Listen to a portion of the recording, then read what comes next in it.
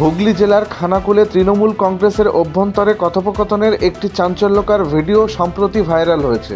ওই ভিডিওতে হুগলি জেলা তৃণমূলের এক নেতাকে নাকি দলের সর্বভারতীয় সাধারণ সম্পাদক অভিষেক বন্দ্যোপাধ্যায়কে ভিডিও কলে বলতে শোনা যাচ্ছে যে খানাকুলের 13টি গ্রাম পঞ্চায়েত বর্তমানে তৃণমূলের হাতছাড়া হয়ে আছে এবং সেগুলিকে ফের দখলে আনতে পুলিশের সহযোগিতা প্রয়োজন হবে। সূত্রের খবর এবং সোশ্যাল মিডিয়ায় ছড়িয়ে পড়া ভিডিও ক্লিপ অনুযায়ী কথোপকথনটি হুগলি জেলার টিএমসি সভাপতির সাথে অভিষেক বন্দ্যোপাধ্যায়ের। যদিও ভিডিওটির সত্যতা এবং প্রেক্ষাপট স্বাধীনভাবে যাচাই করা সম্ভব হয়নি, তবুও এর বিষয়বস্তু রাজনৈতিক মহলে ব্যাপক চাঞ্চল্য সৃষ্টি করেছে। ভিডিওতে কথিত টিএমসি নেতাকে পরিষ্কারভাবে খানাকুলের 13টি গ্রাম পঞ্চায়েত তৃণমূলের নিয়ন্ত্রণে নেই বলে উল্লেখ করতে শোনা যায়। এরপরই তিনি নাকি পঞ্চায়েতগুলি নিজেদের হাতে ফিরিয়ে আনার জন্য পুলিশের সহযোগিতা নেওয়ার প্রয়োজনীয়তা উল্লেখ করেন। এই ভিডিওটি প্রকাশ্যে আসার পর থেকেই হুগলির রাজনীতিতে নতুন করে বিতর্ক শুরু হয়েছে।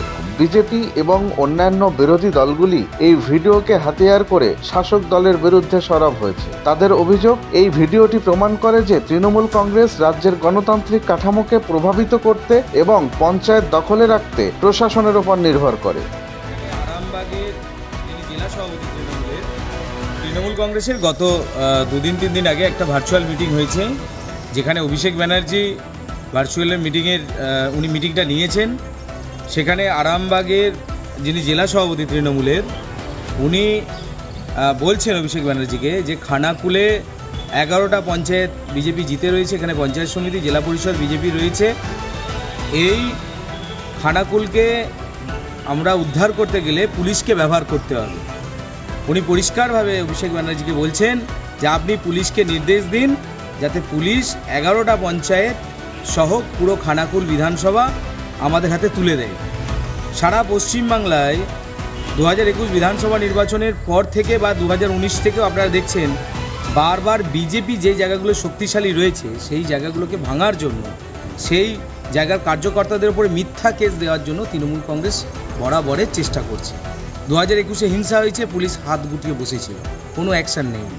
আবারও আমরা দেখতে পাচ্ছি ঠিক 2026-এ যখন নির্বাচন আসতে চলেছে তার আগে তৃণমূলের ভার্চুয়াল মিটিংয়ে এই ধরনের বক্তব্য যে পুলিশকে ব্যবহার করে খানাকুলকে উদ্ধার করে দিতে হবে, প্রশাসনকে সমস্ত রকমভাবে কাজে লাগাতে হবে।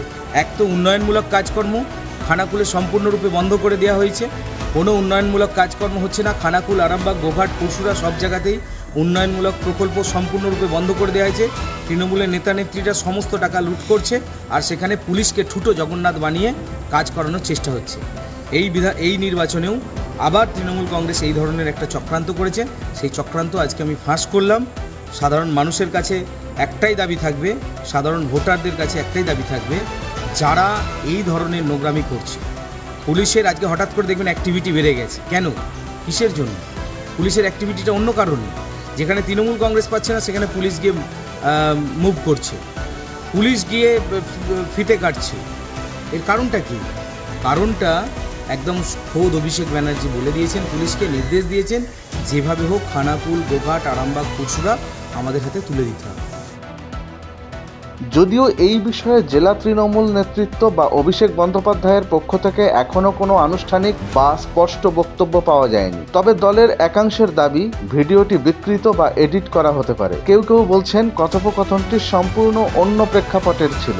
11টা উদ্ধার করতে গেলে প্রশাসনের দল হেল্প লাগবে, আপনি ভিডিওটাতে প্রমাণ করুন যে এই কথাটা আছে। আর সুশান্ত মজুমদার না, সুশান্ত ঘোষ, আপনি নিজে সংশোধন হন, তারপর কথা বলুন। সুকান্ত মজুমদারের টুইট করেছে, সুকান্ত মজুমদার বলছেন, সুকান্ত মজুমদার। আর ওই কথোপকথন আপনি ভালো করে আগে শুনুন।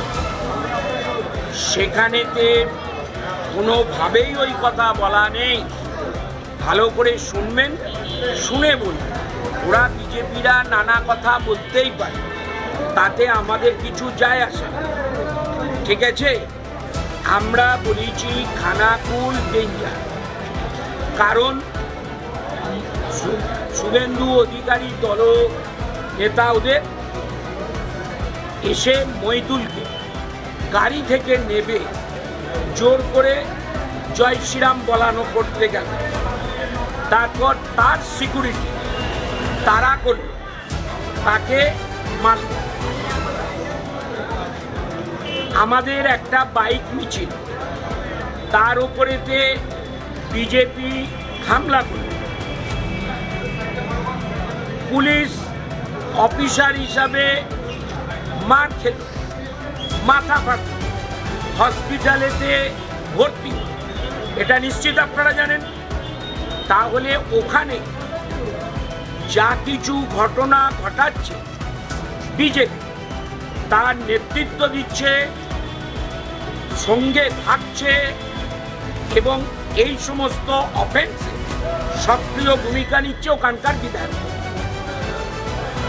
সুতরাং একটা রাজনৈতিক দলের যখন ইন্টারনাল আলোচনা হয়, আমি জেলা প্রেসিডেন্ট হিসাবে আমার সুপ্রিমোকে সেটাই জানিয়েছি যে খানাকুলটা আমাদের দলীয়ভাবে দেখতে হবে। ঠিক আছে, ভালো করে ভিডিওটা শুনবে। তাহলে ভাইরাল হয়েছিল কিসের ভিডিওটা ভাইরাল? হ্যাঁ, 14 সাল থেকে শুভেন্দু অধিকারী তৃণমূল কংগ্রেসের থেকে তৃণমূল কংগ্রেসের সমস্ত ডেটা সে নিজেই স্বীকার করেছে যে আমার সঙ্গে অমিত শাহর যোগাযোগ ছিল 2014 থেকে।